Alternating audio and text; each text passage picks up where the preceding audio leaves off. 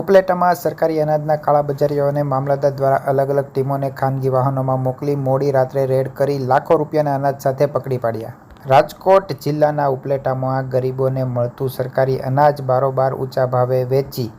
કૌભાંડ અગાઉ પણ અનેક વખત ઉપલેટા મામલતદાર નિખિલ મહેતા દ્વારામાં પકડી પાડવામાં આવ્યું છે. થોડા સમય પહેલા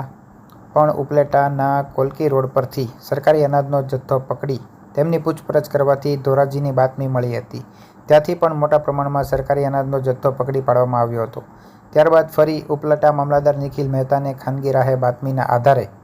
ઉપલેટા શહેરમાં પણ સરકારી અનાજનો જથ્થો સંગ્રહ કરતા હોવાની જાણ થતાં અને સરકારી અનાજના કાળાબજારીઓ અનાજના જથ્થાની હેરફેર માટે સરકારી વાહનોની રેકી કરતા હોવાની પણ જાણ મળતા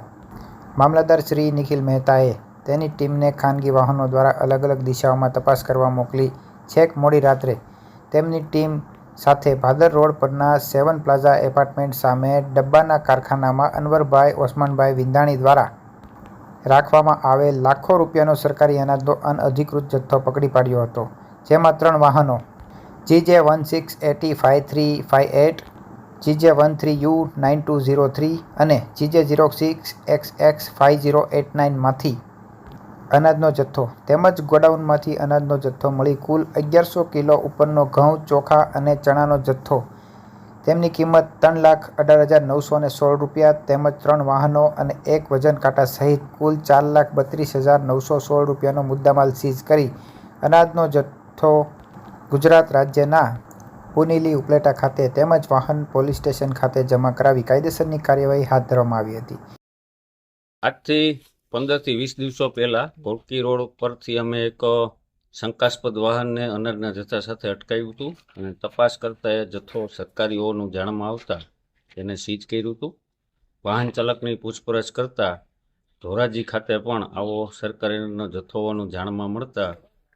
શ્રી ધોરાજી પ્રાંત અધિકારી સાહેબ અને ધોરાજી મામલતદાર સાહેબે ત્યાં રેડ કરી જથ્થો પકડ્યો, સીઝ કર્યો.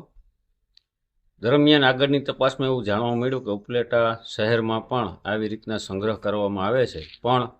કોલકી રોડે આવો જથ્થો મેં પકડ્યો તો ત્યારથી આ અનાજ માફિયાઓ અમારા સરકારી વાહન તેમજ અમારા ખાનગી વાહનની રેકી કરતા હતા. દરમિયાનમાં હાલમાં જુલાઈ મહિનાના સરકારી અનાજના વિતરણનું કામ ચાલુ હોય,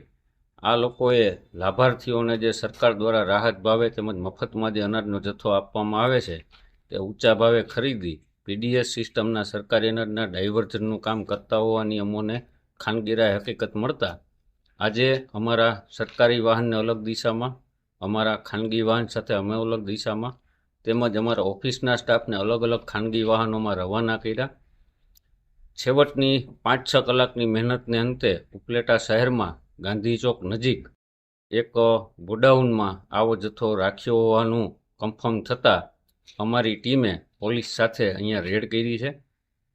હું આ તકે ઉપલેટા પોલીસ સ્ટેશનના પીઆઈ પટેલ સાહેબનો આભાર માનવા માગું છું કે આવતીકાલે એમને અને મારે બંનેએ ગ્રામ પંચાયત ચૂંટણીની મતગણતરી હોવા છતાં આ કાર્યવાહી આજેના જે થઈ શકે એમ નથી. તેમણે મને પોલીસ બંદોબસ્ત ફાળવ્યો છે અને આગળની કાર્યવાહી છે એ આવતીકાલે સવારે હાથ ધરવામાં આવશે. ત્યાં સુધી આ જગ્યાએ પૂરતો પોલીસ બંદોબસ્ત રાખવામાં આવ્યો છે જેથી અનાજના જથ્થાનો કોઈ આગળ પાછળ હેરફેર ન કરી શકે.